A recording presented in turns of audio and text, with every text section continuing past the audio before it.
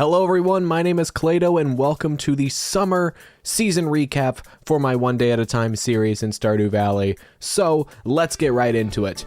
Day 1 of summer started like any other day you would imagine. We bought and planted seeds from Pierre's store to begin the season right away, first clearing our crops and then planting them. Alongside of that, we chopped down various trees for some wood for extra projects going forward in the future. And finally, we foraged items and brought them to the community center for bundle progress. It was a very easy day 1, but let's move right on into day 2. Our second day was pretty much simple, just watering our crops and cleaning the farm up a little bit, conveniently finishing at 10 a.m. to give Leah her daily salad, like you're supposed to, obviously, you're a good person, you do that, right? And then after that, we kind of just fished for the remainder of the day, catching some pufferfish here and there, but it was just a bunch of fish, and surprisingly, more fish. That was day 2. What a quickie. Day 3 of the farm was our first rainy day of the season, so no watering. A beautiful sight to behold for sure. Alongside of that, we chopped down a few trees just to get some extra resources. You never know, you're always going to need wood for something, right? After that, we actually enjoyed the sauna for the first time of the season, and there will be many more to come, but this one's notable because it's the first. And finally, for the remainder of the day, we kind of just fished around and added some fish that we got from the river bundles to the community center. Beautiful day 3, on to day 4. Day 4 saw the death of a few of our blueberry crops thanks to yesterday's thunderstorm, which stinks. So we went to Pierre's store to buy some replacements. After that, we went to the beach to forage for a little bit of those sweet, sweet rainbow shells and happened to stumble across Leah on our way out. Then we went to the blacksmith to say hi to our friend Clint to upgrade our hoe to copper to help us farm a little bit better. Then for the rest of the day, we chopped down trees for their sweet, sweet resources.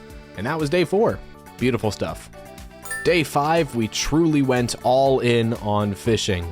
Well, after stopping by the sauna because I was exhausted. Woke up with less than half of my energy, which is insane. But after refreshing in the sauna, we said good morning to Leah. Then, for the rest of the day, we went literally all over the place, fishing pretty much everywhere you could imagine. So, it was a day full of fishing, literally everywhere you can think of. What better way to spend a day, am I right? Day 6 was the first mining day of the season, and what better way to start it off by being way too ambitious with the to-do list. Seriously, I did not think I was going to get all that, and I didn't, so there you go. But we redeemed it kind of by seeing our first train pass through the valley, which was kind of cool. Then we went to the sauna to refresh and reset for the day, and hit the mines immediately. It was kind of just an okay mining day, except for the fact that we got a prismatic shard, but otherwise, it was what it was. To cap off the first week of summer, we stopped by Clint's place at the blacksmith to upgrade our axe and get that started. Alongside of that, we swung by to the community center and completed the crab pot bundle, helping us get even more progress towards the community center's completion. Then for the rest of the day, we went to the mines and kind of just ended up with a less than ideal amount of gold, but you know, we do like mining gold, so there will be much more of that throughout this season. On the 8th day of summer, I decided it was time to attempt to catch the legendary crimson fish. Well, of course, I had to first place down some lightning rods because I wanted to prevent unnecessary crop deaths. But then, we spent the rest of the day fishing for the legendary crimson fish, and after many failed attempts, we did finally catch the crimson fish to cap off a nice, sweet day 8. On day 9, I started bright and early by going to the beach and catching a red snapper for some bundle progress. But after that, I went to the blacksmith to upgrade my watering can to steel. That way I can water even more crops at once and make things a little bit easier at the beginning of the season when I don't have sprinklers. For the rest of the day, I went on to mine a ton of iron. We ended off with a whopping 53 iron, and it was a really solid day of mining. On the 10th day of summer, my true love gave to me nothing. It was pretty much the same day in terms of to-do list as yesterday, but we did a few things that were different. First of all, we went to the blacksmith to crack open a few geodes, then after that went to the museum to donate the spoils and sell the rest. But we then went by the community center and completed the boiler room, the first of many rooms completed in the community center. Then, for the rest of the day, we just went to the mines and got a ton of iron. But before bed, we went by the saloon to say hi to Leah and give her a salad, getting us 8 hearts with her, which is awesome. Lovely day 10. On the morning of day 11, Leah greeted us outside, asking us to meet her in the town square anytime from 3 to 5 p.m. Spoiler alert, by the way, we didn't do that. What we did instead was clean up as much of the farm as we could in preparation for the future, but it was a luau today, so there really wasn't anything else we could do before then. While we were there, we decided to be lively and talk to everyone before digging into the vomit-looking community stew. Surprisingly, everybody liked it, so I guess it was a blast. Day 12 of summer was full of awesome events. We started the day off by cleaning off all of the stumps from the farm with our new copper axe, which is awesome, and we'll have many more hardwood in the future because of that. Then we went by the blacksmith to collect our brand new steel watering can. And then after that immediately went to water our crops because they were dying of thirst. Then we made things official by stopping by Leah's cabin and giving her flowers, officially making her my girlfriend. Then at 3 p.m., we went to the main town to support Leah in her art show. I'm still mad that I didn't get that pink swirly art, but whatever. Then we finished the day off by fishing. It was pretty much it. It was a good day. On day 13, I decided to go by Robin's shop to be able to upgrade my house for the first time, adding a kitchen. And a bed for two. Then I went by Leah's cabin to say hi to her, and she kind of told me to not spend all my time with her, which kind of hurt, but you know, it was okay. Then for the rest of the day, I decided to just clean up Cindersap Forest to make it look nicer, but also mostly to be able to travel around it a little bit easier instead of having to weave through all the debris and everything. At the end of the day, I also went to go by the community center to put in stuff for bundles, and that was it. We're already halfway through the season, but on day 14, I decided to start the day off nice and early by going to Clint's place and crack open some geodes. I went to also donate the spoils to the museum. After that, I decided to prepare for fall and made a much larger farm, including spots for some better sprinklers because I can't craft them right now. Then for the rest of the day, I went out to mine and fish in the mines. I had over 50 iron and we did catch the ice pip, so it was a good day overall. Day 15 was a strange phenomenon. The rain was green and everybody was afraid of it, except me because I'm a manly man. So we spent most of the day chopping down trees, cutting down weeds, and pretty much just collecting resources given to us by this new phenomenon, which kinda cool. It didn't taste really great though. It's kinda weird. Good for the plants, except surprisingly my crops, but oh well. We then finished the day off by going to the community center and finishing the children's bundle. And that was pretty much it. We woke up to a beautiful sight on day 16. My house was bigger, and I woke up in a nicer bed. Weird that Robin decided to move me in the middle of the night, but whatever. I also was able to finish my fall farm by placing sprinklers and scarecrows, making sure it's fully ready for the next season. To be sure of that, I also went by Clint's place to upgrade my hoe to steel to really get ready for that season, because the first day is really gonna suck. But then for the rest of the day, I kinda just fished, and it was fun. Good progress. Day 17 was mostly just a day full of fishing, aside from stopping by Leah's cabin in the morning to give her her weekly salad after saying hi to her. Then for the rest of the day, after enjoying a little me time in the sauna, of course. I mean, you have to, it's there. Then we fished for the rest of the day, and I did finally catch a sturgeon, after failing for it yesterday. So it did feel good to finally get something nice out of that.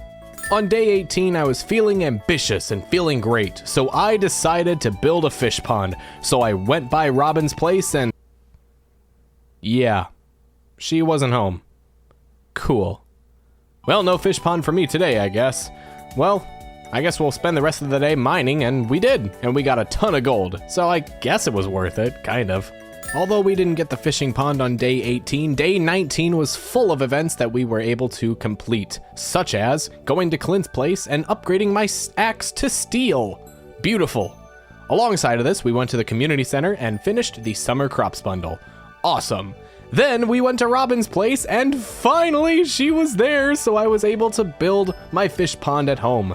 Then after that, we went to the sauna to fill up our energy and then go back to the mines for the rest of the day.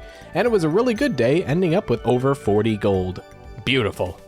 I'm gonna bundle days 20 and 21 together because I kinda just did the same thing on both days, which was the trout derby. For the entirety of the day, I just fished at the lake and tried to get as many rainbow trouts as possible because during this event, you can get a golden tag on the fish, which allows you to get various rewards. But it was really on day 21 where I got the reward that I was fishing for all day long on both days. The beautiful, mighty trout plaque. And where did we put that? Well, of course, there's only one place to put it. Right on top of my bed. Beautiful. Oh, it's so amazing. Look upon its glory. Day 22 was a very special day and a very good day, as we started the day off by going to Robin's place to build a coop for our farm, so now we can house up to 4 chickens. Of course, we can't do that just yet because it has to be built, but we'll cross that bridge when we get to it. Later in the day, I went to Cindersap Forest to have a nice picnic date with Leah. Of course, it was rudely interrupted by an unwelcome guest, but we were able to handle that nicely. To end the day off, I decided to pop the question and propose to Leah, and to my surprise, she actually said yes. So cool, we'll have that wedding in 3 days. Though day 22 was a pretty awesome day, day 23 we took it low-key and, well, we didn't really do much. All we really did today was look at the vault bundle and fill that in just a little bit. We didn't fully complete it because we needed all the funds we can for fall, but hey, progress is progress and all that, so that was it. That's day 23. On to day 24. Day 24 was the day before I got married to Leah, so what better way to spend the day than going to the mines, am I right? But before that, we stopped by Leah's cabin and she mentioned how she always wanted to live in a farm, so it's cool that we're making that dream come true for her. But before we go to the mines, we also went to the museum to give an antique fan to Gunther to add to our lovely collection. Then I had a little me time in the sauna, then it was off to the mines for the rest of the day. We ended up with over 50 copper, so I'll say that was a success. Off to the wedding. On the 25th day of summer, me and Leah joined hands in marriage, and the ceremony was amazing. Everyone we knew was there. It was great. After the wedding, our coop was complete, so I was able to welcome 2 new chickens to the farm. Meet McNuggy and Jockey. Alongside of that, I began construction on a silo to store hay for my chickens for the future. Afterwards, the museum received its 60th donation, meaning the sewers will now be open tomorrow. And finally, we finished the day off by adding paths around the farm to make it look a little bit nicer. On day 26, I spent pretty much the entire day just fishing mostly. However, midway through our fishing trip, I went down to the sewers to say hi to our new buddy Krobus, and also caught the legendary mutant carp. Afterwards, we went back to the fishing grind and we continued saving up our money for the upcoming season. On the penultimate day of summer, we tried, and failed, to capture an octopus. However, I continued fishing throughout the day just to continue saving up our money for the season of fall, because obviously, it's going to get very expensive for that first day just because of how many seeds we're going to have to buy, so you gotta prepare. On the 28th day of summer, throughout the day and into the night, I mined away to collect all kinds of materials and resources. However, when the time was right, I went down to the beach to say goodbye to a nice long summer and enjoyed the dance of the moonlight jellies with my new wife, Leah. Thank you everybody so much for watching this summer recap. It has been a fun series so far, and I am so excited to continue onward into the fall season. Again, thanks for watching. Bye!